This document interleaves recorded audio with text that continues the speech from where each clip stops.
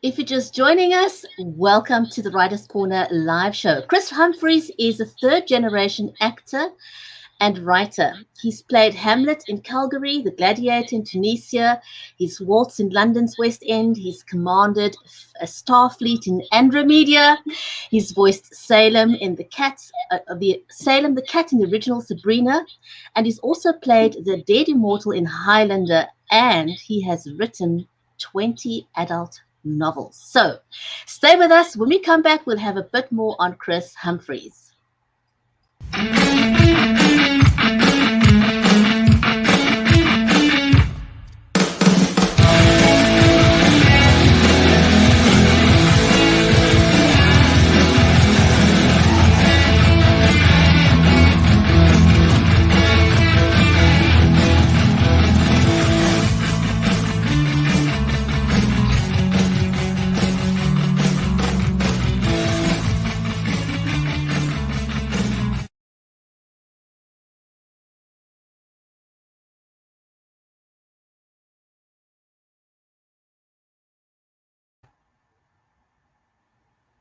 If you're just joining us, you are watching the Writers' Corner live show.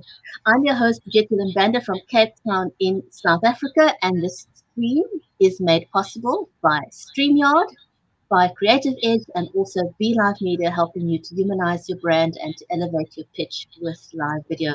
If you want to know when we go live, do follow our Facebook page and also go ahead and subscribe to us on our YouTube channel. And so if you're watching us on LinkedIn, on Facebook, on Twitter, on Periscope, a hearty warm welcome to you. We're going to be welcoming author and actor Chris Humphreys, and we'll learn more about his journey. But in the meantime, let me please say a warm welcome to my friend and co-host, Mary Elizabeth Jackson.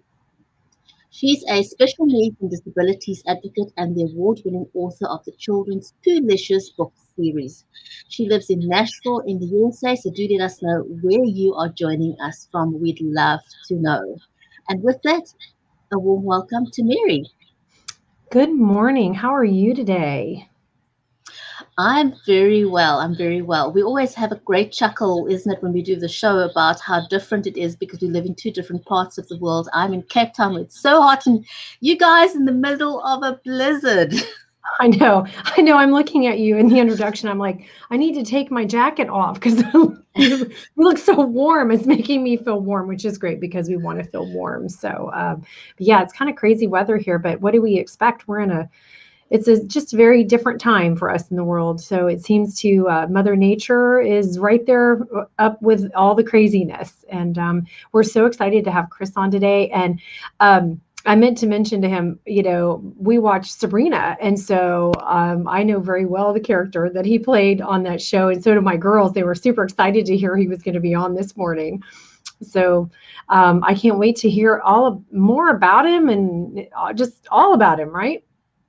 Absolutely. So if you've just joined the Writers' Corner live show, Chris Humphreys is a third-generation actor and writer, and he played Hamlet in Calgary. He played Gladiator in Tunisia. He waltzed in London's West End. He commanded the Starfleet in Andromeda. How exciting. All these amazing roles. And as Mary just said, he was Salem the cat in the original Sabrina, and he also played a dead immortal in Highlander. But today we're going to focus more on him being a writer. He's written 20 novels, and we're going to be talking more about the Tapestry Trilogy. And so shall we invite him to the show? Yes, let's do. Okay, and let's say a warm, big welcome to Chris.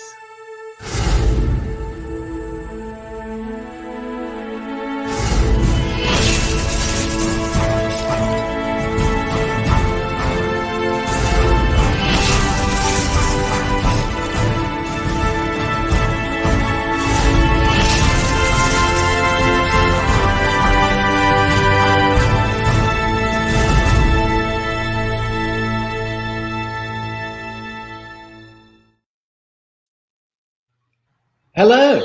Hello, Hi. welcome to the show. Thank you so much. Delightful to be here. Chris, I first want to ask you, where does the CC come from? Tell us a little bit about that.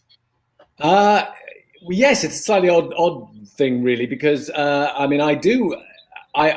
decided when I began writing to distinguish my writing career from my acting career, and I was Chris Humphreys as an actor, and so I thought, what's a good striking writer's historical fiction, which I was writing at the time, name.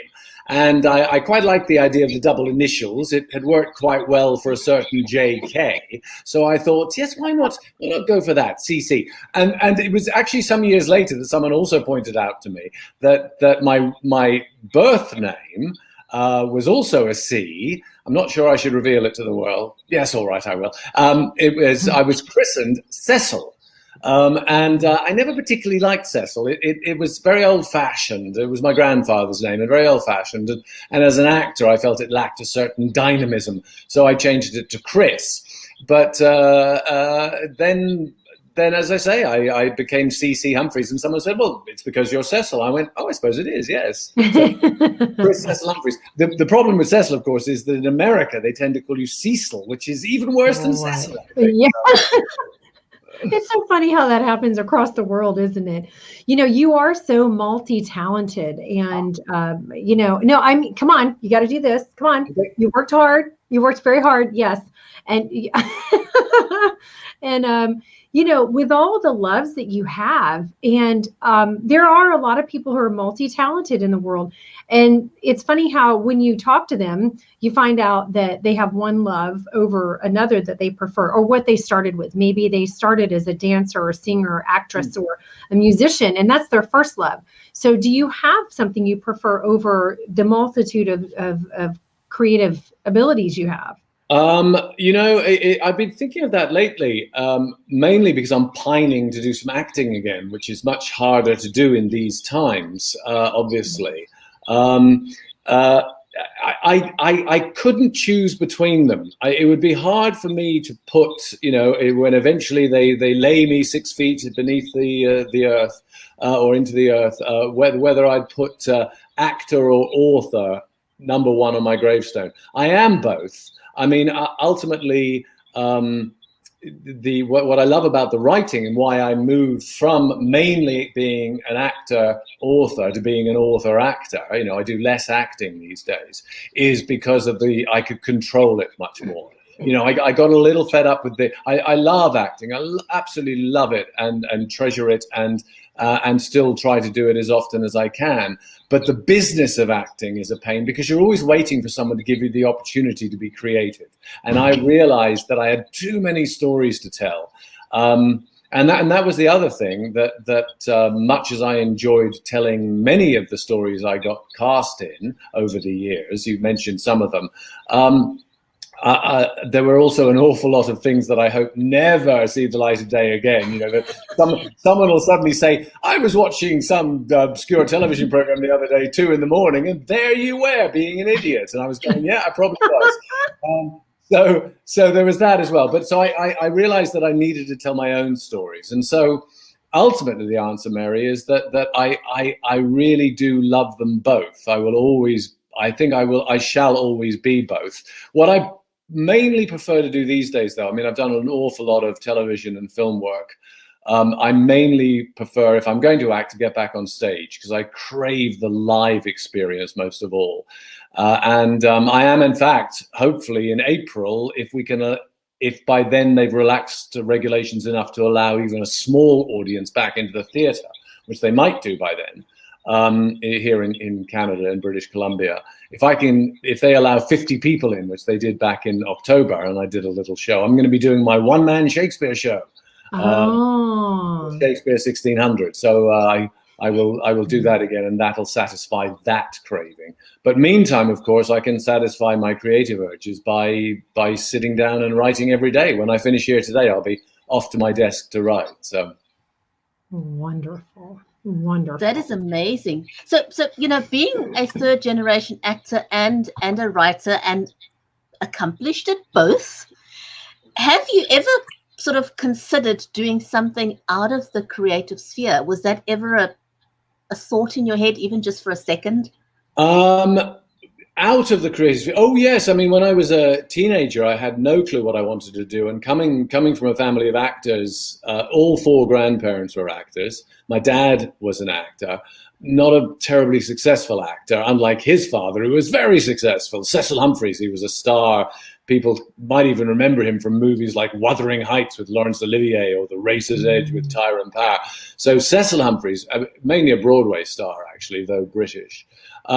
My dad, not so successful and sort of deeply frustrated by it. My mum's dad, who was Norwegian, also similarly more successful as a writer, though he wanted to be much more successful as an actor. So I think my mother appreciated the frustrations that are involved in the acting business and that lack of control I mentioned before. So she did not want her baby boy to become an actor. So I had no idea.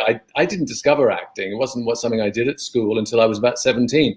So I was going to go to university, didn't really know what I wanted to do. My mum said, "Oh, wouldn't it be lovely if you were a lawyer?" So I thought, well, okay, I don't know. I mean, I'll put down law. And then I got cast in the lead in the school play, and that was it. All the genes kicked in, and I won an award at a school's drama festival, and suddenly I thought, that's what I have to do. So I went to drama school instead. So there was a brief time when I considered being a lawyer. When I was a child, I wanted to be Zorro, but apparently that's not a career. So I had to choose something else. So there were other things, I suppose, a few other passions, but really, no, I was marked from birth to be in the creative industries. Oh, I can't hear you suddenly. Hold on. Oh, there we go. Is that better? Okay. So yes, being a lawyer, is quite a production itself. And, it does require some acting skills. I think in courtroom, there's a lot of drama. And, being on the stage, there's that energy, that live energy. I know my girls absolutely just crave it. It's just unlike, I think, any other kind of energy when you're acting, for sure. Okay. So we're going to switch for a second to your books. And we're going to talk about your trilogies. And so will you tell us about what you're working on currently? But then, we want to hear about because you have two trilogies, correct? Yes. Well, I do. I have.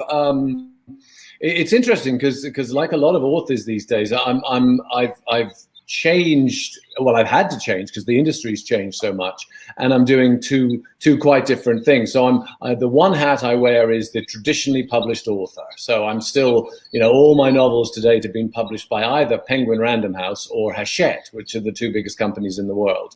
But what I've needed to do in order to keep earning a living, because the rates they pay you these days have dropped a lot. I won't go into a rant about the industry, but I used to get a living wage, and that hasn't been true for a few years. So I had to be nimble, like a lot of people, and so I started getting my backlist back, and then I started writing stuff to sort of fit in with the backlist, which is the case of the trilogy I'm bringing out, and I'll discuss the other one in a second. So the trilogy I got the rights back and self-published before by Penguin Random House. One was called The Hunt of the Unicorn, and the second was called The Hunt of the Dragon. Both published, and they did reasonably well a few years back. But I thought, authors always complain, right? So, but I always felt that, and I understand the publishing industry has a problem in that it's like a beast. They have to keep feeding it, and there's all this. And so many books come out, they have a very brief moment in the sun to shine, and then they're gone again. So I got the rights back, and then I thought, I'm going to write a third book and make this a trilogy. And that became the Tapestry Trilogy. So this is the self-published version of The Hunt of the Unicorn, which is the first book in the trilogy. Then there's The Hunt of the Dragon, and then there's The Hunt of the Shapeshifters, which concludes that trilogy. So I've released that. So I'm now what they call a hybrid author, in that I'm both traditionally published and also doing some self-publishing.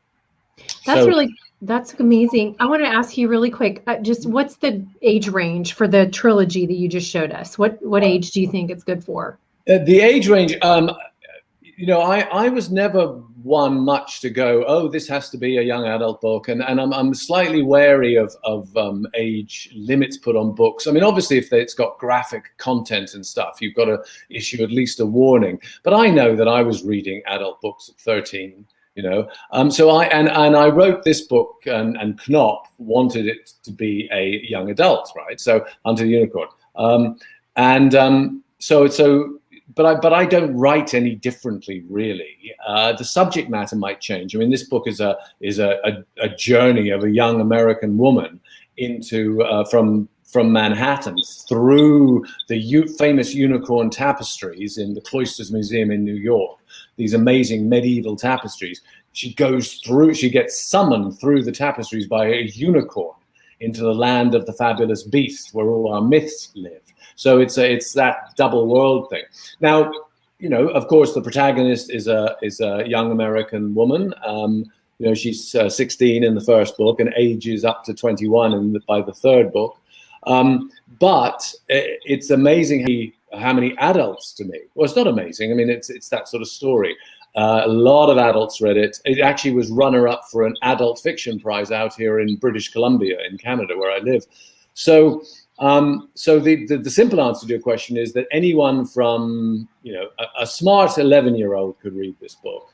I usually say 13 and up. The content in the series gets progressively more adult, I suppose, in that I'm interested in diversity in writing. So in book 2, Hunt of the Dragon, there's more sort of multicultural, multinational characters. In that one of the protagonist's best friend, the sidekick, it's very important to have a sidekick, is a computer nerd Vietnamese refugee Thai kickboxing gay character. And he's kick-ass. His name's Wee, and he's great. And he falls in love with in our land he'd be African American, but in his land he's from Scarabia, and he's called Scarab, and he's a pirate. So there's a bit more diversity as the books go on.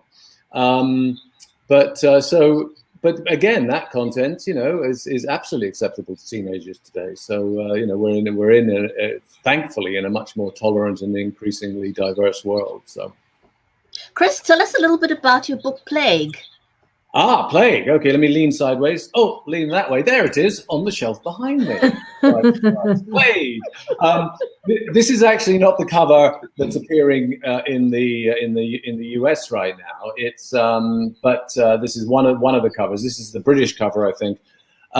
Again, Plague was Plague is my CC Fiction under my CC Fiction hat, CC Humphreys, and it's it's a religious fundamentalist serial killer story set during the Great Plague of London, which was, as many of your listeners will know, of course, is 1665 in London.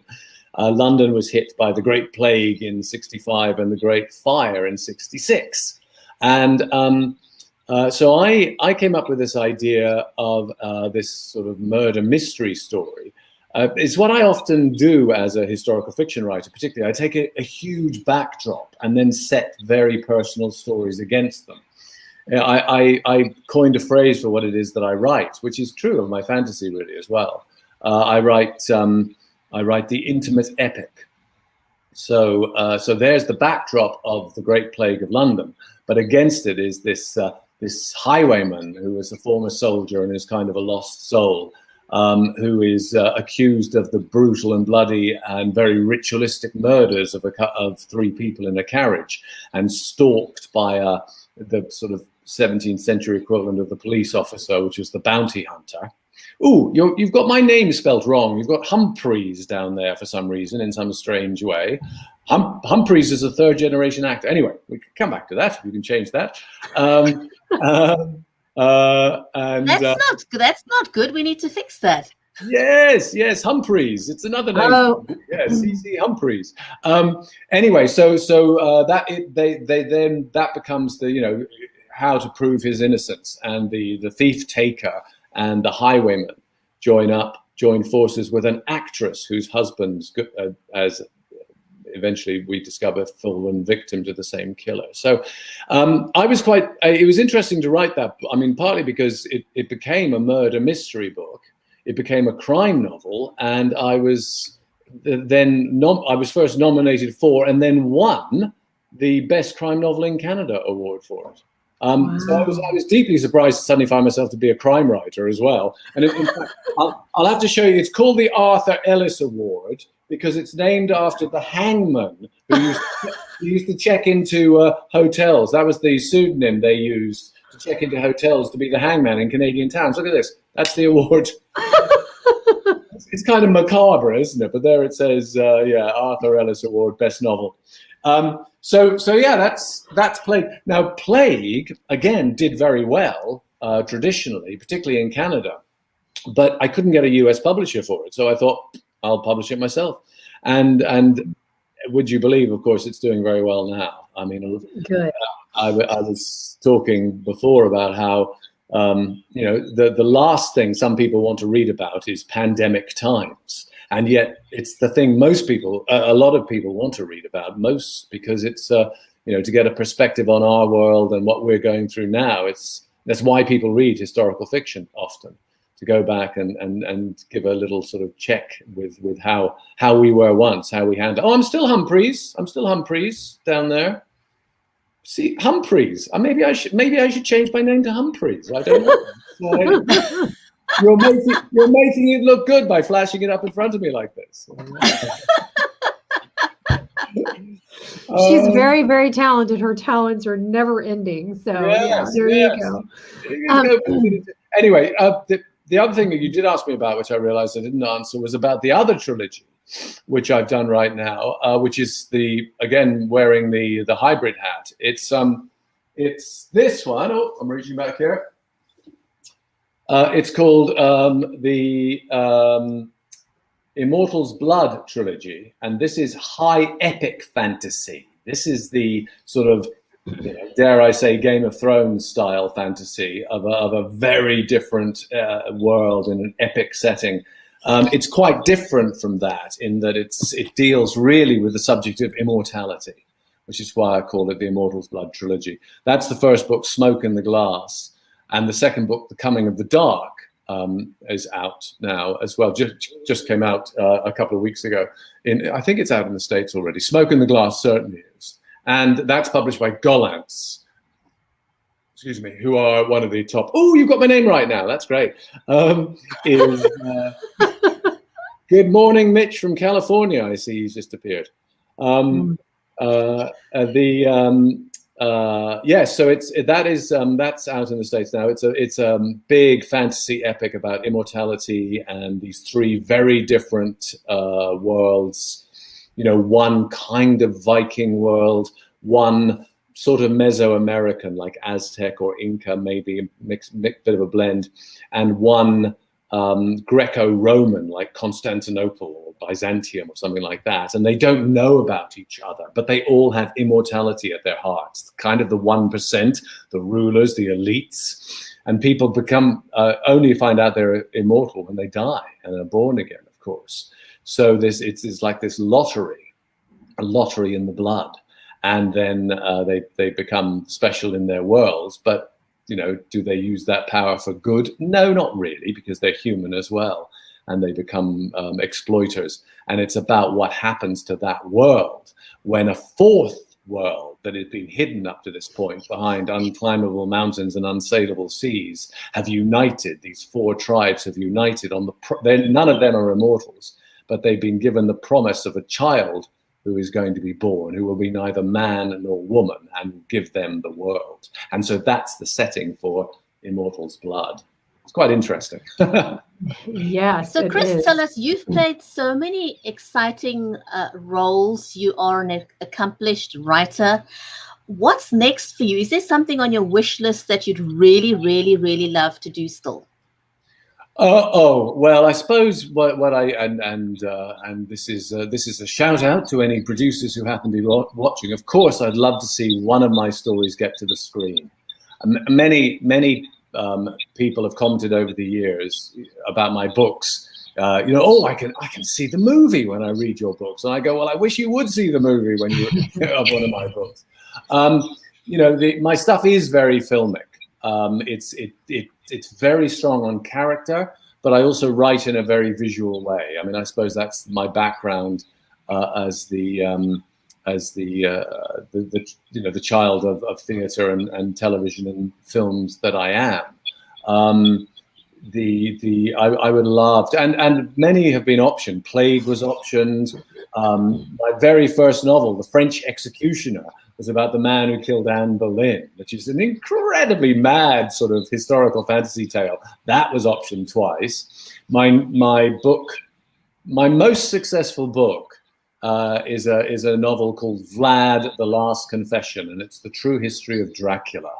And that sold in 13 languages, hundreds of thousands of copies around the world. That is currently under an option at the moment.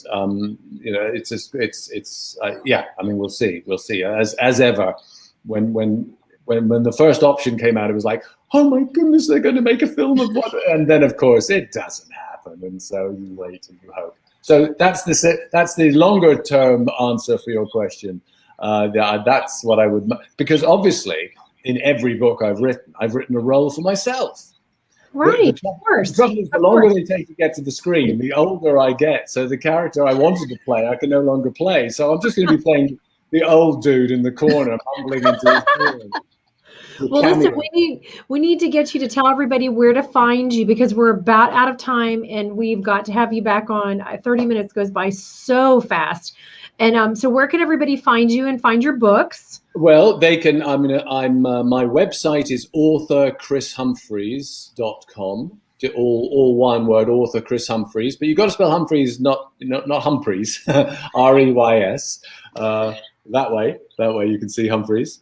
authorchrishumphreys.com. That's where all my books are.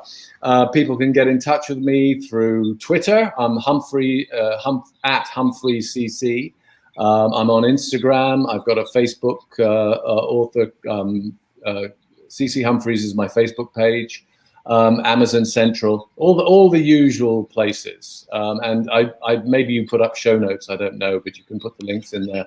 But the easiest way to contact me is via my website, and that's where you can see all my books. And I urge people, if they're interested in buying the books, if you can, the Tapestry Trilogy you can only get on Amazon right now.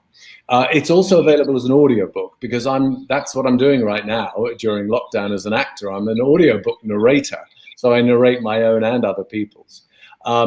But all the other books can be bought, obviously, at all major outlets. And I strongly encourage people to use bookshop.org, because that's the company that gets local bookstores to send the books out. And if you go to bookshop.org, you can order some of my books, certainly.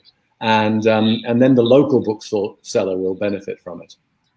Oh, interesting. Okay, that was a good, nice plug for them. So, yes, well, we love having you on today and hearing all about your life and journey and what you're into and what's happening, what's going on, what's coming up. It's been very exciting. Thank you so much. It's been a delight to be here. Thank you for being so kind. Well, you are welcome. It's been absolutely wonderful having you on the show today. Thank you for spending some time with us. And as Mary said, there's so many more things we'd love to pick your brain about. Being an author, being an actor, and some of your other works. Because you've written 20 novels, so there's a lot that we could possibly go and unpack there about your journey, certainly as a writer and as an actor. Well, so thank you very much. I'm also a playwright and a fight choreographer, so we could do that next time. Yes, and a narrator. We don't want to forget that. So a huge big thank you to everyone who's joined us live today, whether you watched us on LinkedIn, on Facebook, on YouTube. Thank you for joining us. Remember to write good stuff and join us again next week, same time on the Writers' Corner live show. Until then, stay well. Bye, everyone. Bye. Thank you.